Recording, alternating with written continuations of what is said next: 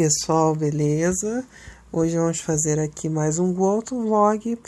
Agora eu acredito que já finalizando essa nossa série a respeito de qual carro comprar, porque estamos chegando num valor muito alto, né? E aí os carros usados acabam, acho que, não valendo tanto a pena quando comparado a um 0 km, né?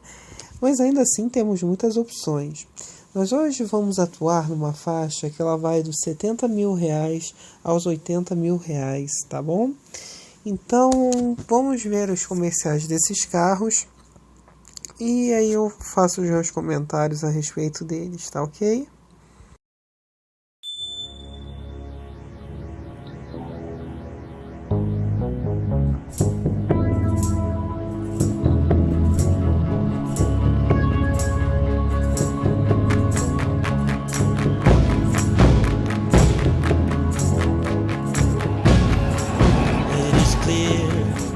It is here, it is everywhere. No more tears, no more fear, nothing to declare. It's inside, anytime, it can take you over. Nowhere to run or to hide. Listen to the wind, it's calling.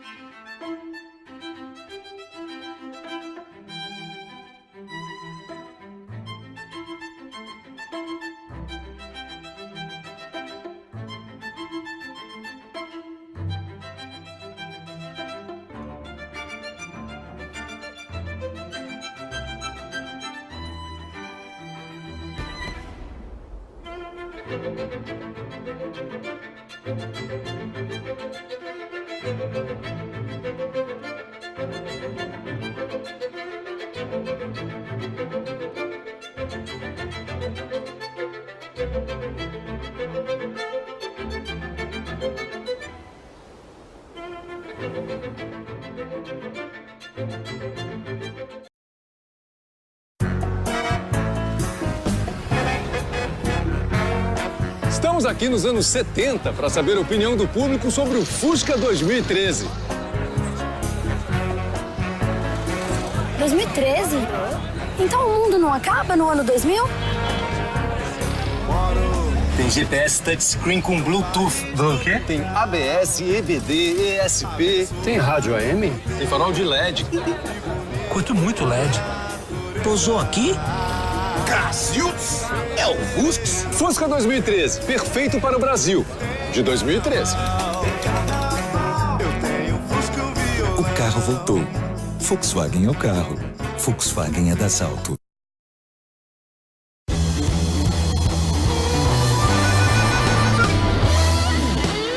Tem gente que acha que a S10 só é líder por causa do trabalho no campo.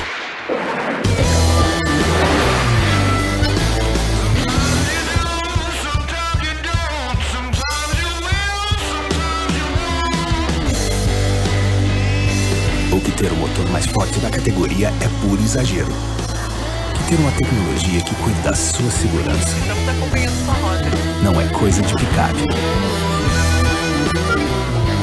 Que 4x4 não serve pra nada na cidade.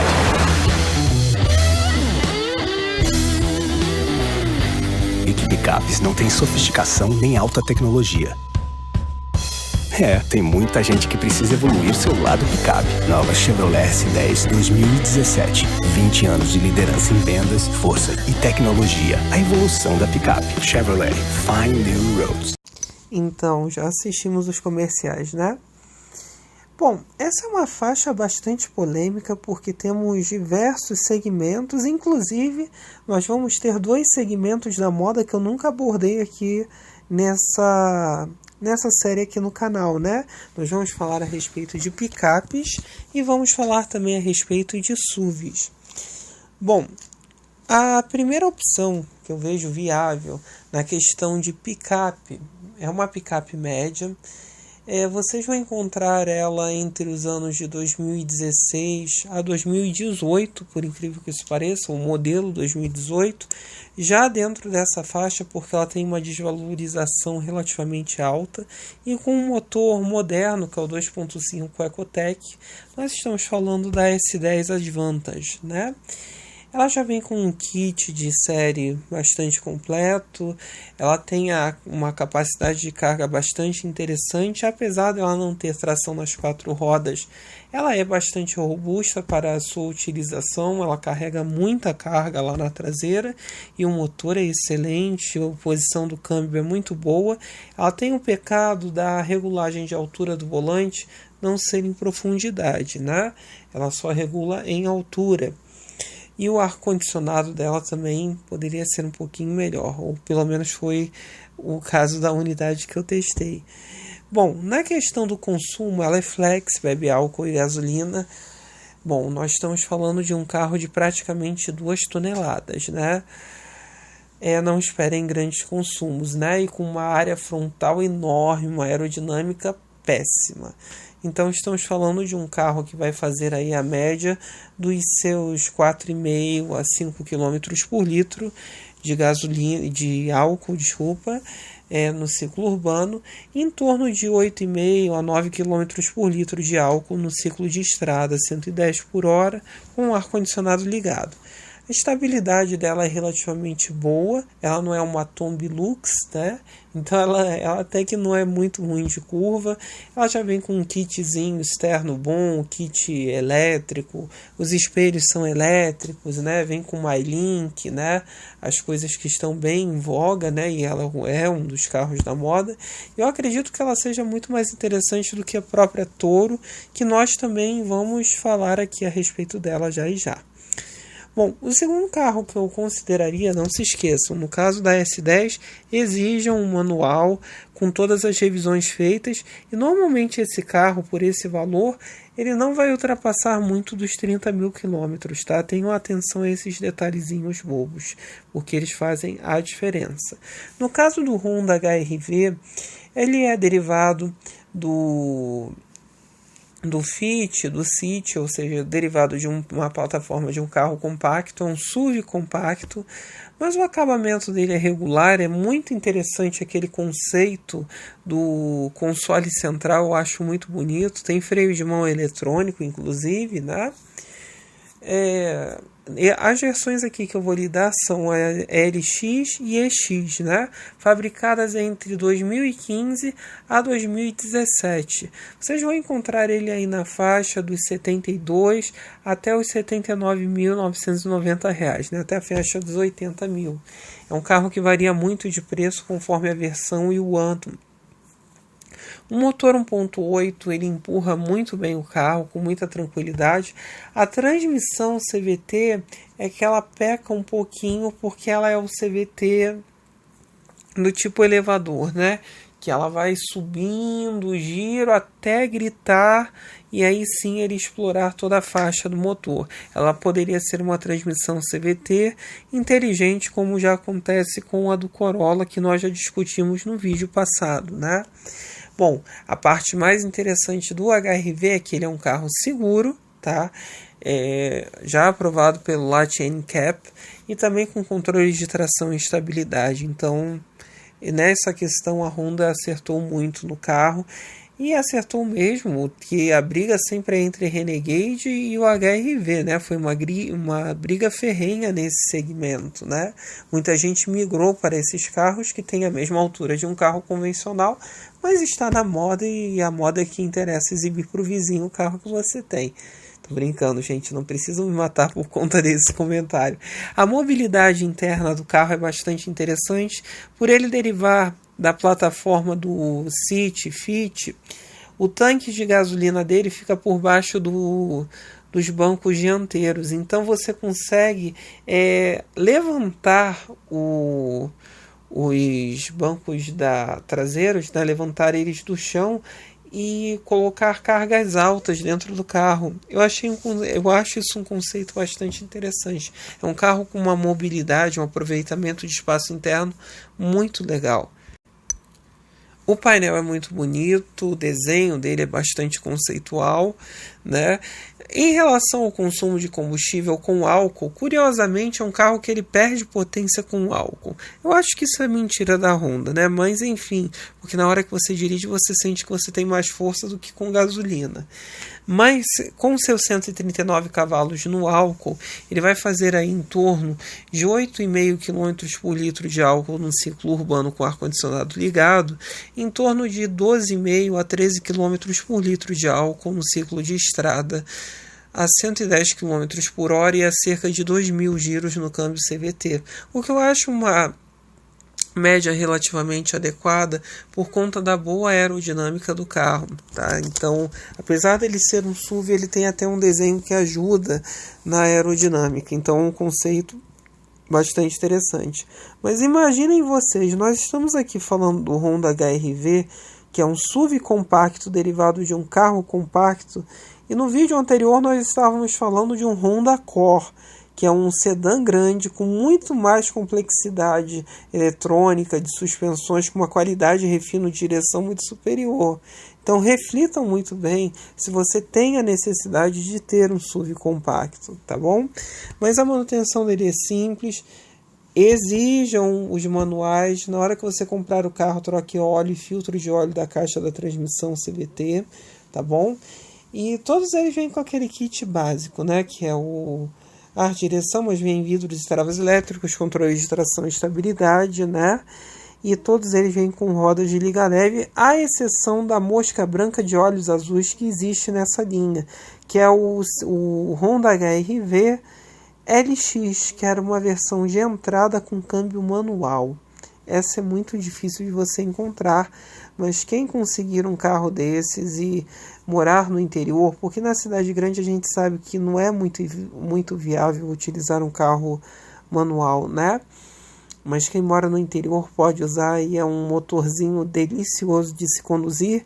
E vocês imaginem que o HR-V pesa pouca coisa menos que o Civic, então vai andar muito com aquela transmissão gostosinha da Honda, né? Bom escalonamento, mas é muito difícil de achar. É o primeiro aviso que eu já vos dou, mas é bastante interessante o conceito do carro, tá bom? Então falamos aqui de HR-V.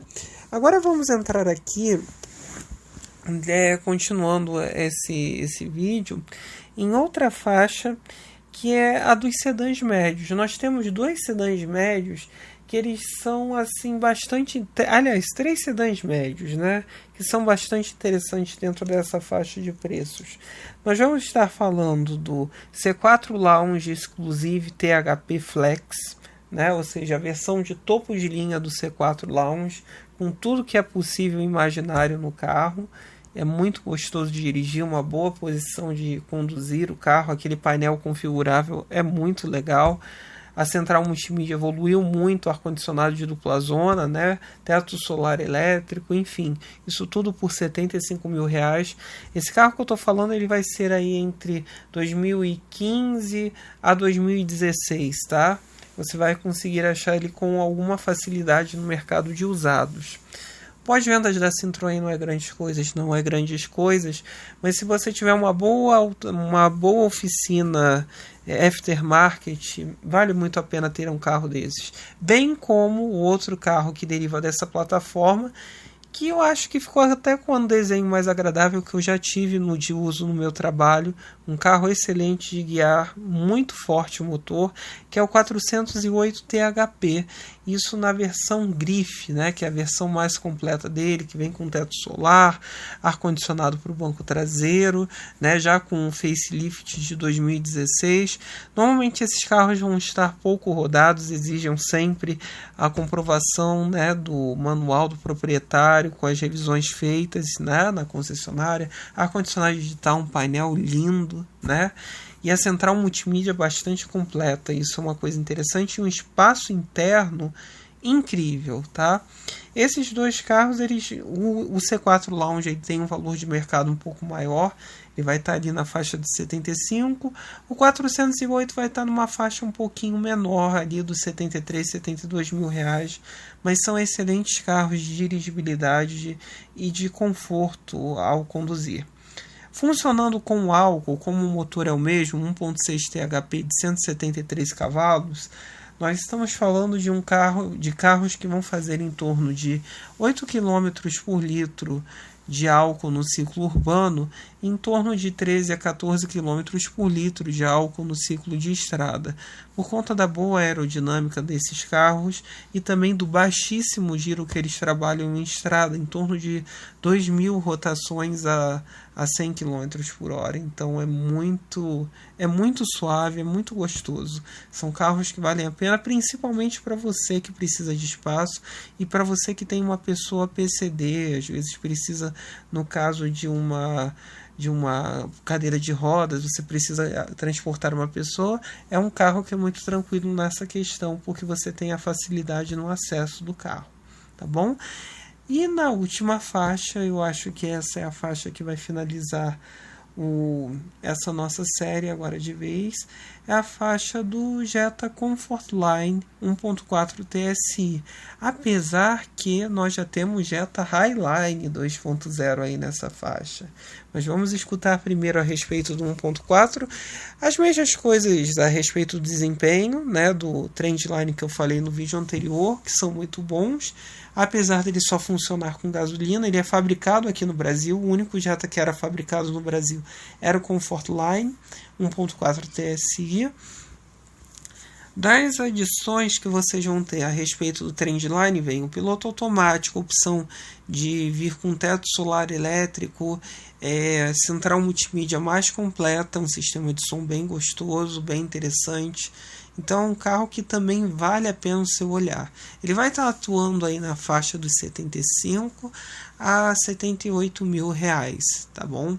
E, novamente, como é um carro muito recente, 2015, 2016, exija o manual do proprietário, porque provavelmente o carro ainda estará na garantia. E para finalizarmos com chave de ouro, vamos falar também de Jetta novamente, né? Jetta, Fusca, né, que são 2 carros que já vão estar aí com uma idade um pouquinho mais avançada, mas você vai poder encontrar esses carros com uma quilometragem relativamente mais baixa, que são o Jetta Highline e o Fusca TSI, com aquele motor 2.0 de 211 cavalos e 28,8 kgfm de torque. Esses carros vocês vão encontrar eles na faixa aí dos 77 a 80 mil reais. São carros que têm uma suspensão um pouco mais firme para comportar a quantidade de desempenho que eles oferecem. Isso é uma coisa bastante óbvia, né? Mas são carros de uma dinâmica muito boa, muito primorosa. O acabamento do Fusca é espetacular, principalmente se você acha um Fusca numa cor mais diferente, né? Como o marrom toffee com interior bege, é lindo de ver o carro. Ou Jetta preto com interior bege, já é um destaque danado, né? Então são carros bastante interessantes, com um desempenho bastante forte. Não são flex, né? Eles ainda só bebem gasolina, mas tem um consumo relativamente comedido frente à quantidade de desempenho que eles oferecem. Eles vão estar fazendo em torno de 9 km por litro de gasolina no ciclo urbano com ar-condicionado ligado, e em torno aí dos seus 13 a 14 km por litro de gasolina no ciclo de estrada com ar-condicionado ligado a 110 por hora. Muita atenção na caixa DSG, porque a DSG banhada a óleo, ela é a mais resistente, então troca de óleo e filtro da caixa, fundamental no momento da compra do carro. E também muita atenção à parte da mecatrônica do carro, porque é o carro fácil de ser chipado, né? O mesmo eu digo dos Peugeots que eu falei aqui e tal, e no caso do Jetta e do Fusca, isso daí se repete. Principalmente o Jetta e o Fusca, porque são carros de alto desempenho, né? O Jetta Highline. Então tenha muita atenção quanto a isso, né? De não ter sido um carro muito fuçado e o cara estar passando o carro para você, assim, aleatoriamente. Atenção à questão da suspensão, por ser mais um pouquinho dura, e pneus também, porque usam pneus de perfil mais baixo, né? Mas são ótimos carros. O espaço interno do Jetta é excelente, o acabamento interno do Fusca é excelente, tá? Vale muito a pena vocês olharem. E a mecânica não é assim extremamente cara. É uma mecânica fácil de lidar para quem está disposto a pagar cerca de 80 mil reais por um carro. Tá bom? E agora a gente finaliza de vez com essa série. Com a Toro. A Toro na versão 1.8 Freedom e na Opening Edition, né? Que foram fabricadas aí entre 2015 a 2017. O desempenho é muito fraco, isso é óbvio, mas é o carro da moda, né? Isso daí é indiscutível, você vê Toro em tudo que é canto possível e imaginário. O motor 1.8 torque é bom, tá? Apesar dele não oferecer um bom desempenho a Toro, porque a Toro ela pesa quase 1.600 kg, são 4,90 metros de comprimento, né? Então é um carro muito pesado para o tamanho do motor. Mas o motor em si, na questão de durabilidade e confiabilidade, é muito bom. A caixa de transmissão igualmente é boa, que é a Aisin de 6 marchas, né? É aí a T6, né? Durabilidade e confiabilidade mais do que comprovada. A atenção na Toro é quanto ao e-torque, na parte de baixo dele, que ele tem a tendência a vazar óleo pela junta do cárter, né? Um clássico já da Fiat, que até hoje a Fiat não resolveu, né? E também, no momento da compra de uma Toro, você tem que observar bem a troca também do óleo do câmbio automático com filtro, né, para que o sistema do carro funcione perfeitamente. Observe muito bem a parte do interior, de como ela foi utilizada. A dinâmica dela é bastante interessante, porque se aproxima muito de um carro de passeio, até porque é uma picape em monobloco, né? Então ela tem uma dinâmica muito mais aprimorada, né? Muito mais interessante, fora aquele conceito das duas portas, né, que se abrem na caçamba, né? Muito interessante aquele conceito dela, né? E também na questão da segurança, porque ela tem 4 estrelas no Latch NCAP e todas as versões da Toro vêm com controles de tração e estabilidade. Então é um carro seguro, ela só não vai ter um bom desempenho. O consumo é baixo, né? Porque você toda hora tem que ficar trocando de marchas no câmbio automático, né? Nós estamos falando de um carro que ele vai fazer aí a média de 5 km por litro de álcool no ciclo urbano e em torno de 8 a 9 km por litro de álcool no ciclo de estrada 110 por hora com o ar-condicionado ligado. Mas, enfim, é o preço de você andar na moda, né? Que a Toro é, eu acho que talvez um ícone desses, né? O Honda HR-V é e a Toro também o é. Falta de opções vocês não tiveram em todas as faixas de preço que eu falei aqui com vocês. Se vocês têm alguma dúvida, postem embaixo, curtam, compartilhem, se inscrevam no canal. Querem que eu teste algum carro e fale das minhas impressões após guiar dele? Postem embaixo o nome do carro que eu tento arranjar para falar para vocês. Tá bom, pessoal? Espero que vocês tenham gostado dessa série. É isso então. Valeu!